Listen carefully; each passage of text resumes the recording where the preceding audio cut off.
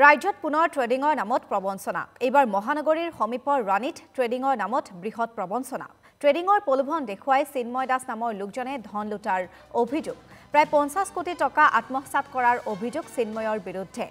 ধন লৈ উভতাই দিয়াৰ সময়ত ধন লোৱা লোকক দুৰ্ব্যৱহাৰ কৰাৰো আছে অভিযোগ পিতৃ মাতৃ আৰু প্ৰেয়সীৰ জৰিয়তে ধন সংগ্ৰহৰ অভিযোগ বৰ্তমান ৰাণী আৰক্ষীয়ে আটক কৰিছে প্ৰবঞ্চনাত অভিযুক্ত চিন্ময় দাসক ট্ৰেডিং কেলেংকাৰীৰ ঘটনা পুনৰবাৰ পোহৰলৈ আহিছে আৰু এই ঘটনাই এতিয়া সকলোৰে মাজত কিছু উৎসুকতাৰো সৃষ্টি কৰিছে কাৰণ এইবাৰ মহানগৰীৰ সমীপত ৰাণীত ট্ৰেডিঙৰ নামত বৃহৎ প্ৰবঞ্চনা কৰা হৈছে গ্ৰাহকক দৃশ্য আমি আপোনালোকক দেখুৱাইছো নিখাৰ ভাগতে যেহেতু আৰক্ষীয়ে আটক কৰিছে অভিযুক্ত গৰাকীক দৃশ্য আমি আপোনালোকক দেখুৱাইছো আৰু ট্ৰেডিঙৰ প্ৰলোভন দেখুৱাই চিন্ময় দাস নামৰ লোকজনে ধন লুটাৰ অভিযোগ প্ৰায় 50 কোটি টকা আত্মসাৎ কৰাৰো অভিযোগ চিন্ময়ৰ বিৰুদ্ধে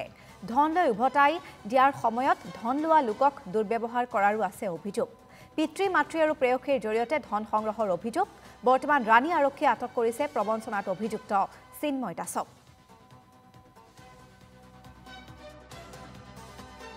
চিন্ময় দাস আৰু নিতুল দাস চিৰঞ্জীৱ ডেকা আৰু মাক চিন্ময়ৰ মাক বীণা দাস আৰু ভূপেন দাস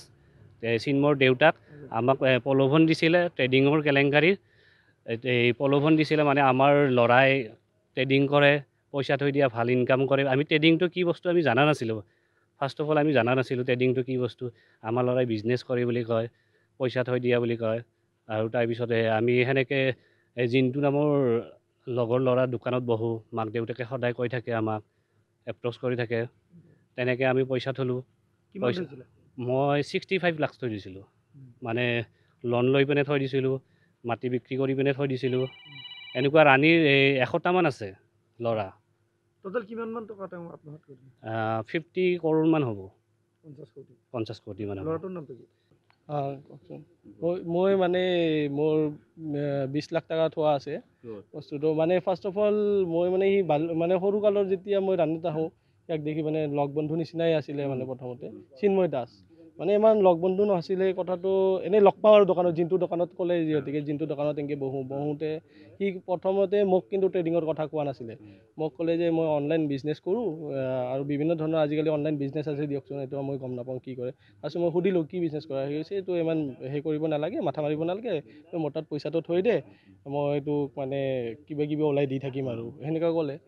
কওঁতে মিডল অফ দ্য টাইম যেতিয়া মানে পইচাটো ল'লে তেতিয়া মাজত মই গম পালোঁ যে সি ট্ৰেডিং কৰি আছে সেই পইচাৰে আমাৰ পইচা লৈ কিনে মই গম নোপোৱাকৈ সি ট্ৰেডিং কৰি আছিলে কথাটো তেতিয়া আমি গম পালোঁ এইটো কথা গম পাই কিনে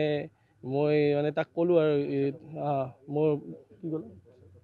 পইচাটো মই ঘূৰাই ল'ব খোজাওঁতে সি পইচাটো মোক ঘূৰাই দিয়া নাই কথাটো সেনেকুৱা কথা কিমান দিনমানৰ পৰা আত্মগোপন কৰি আছে সি মোটামুটি 6-7 মাহ হৈ গ'ল ৰাণীত নায়েই বৰ্তমান সি ৰাণীত নাছিলে তাৰপিছত আজি সিয়াক মানে আমি ঘূৰিব যাওঁতে দেখা পালোঁ ভালভাৱে আমি পইচাটো ক'লোঁ যে পইচাটো আমাৰ কি কৰা কওঁতে সি আমাৰ ওপৰত এটেক কৰি দিছে মানে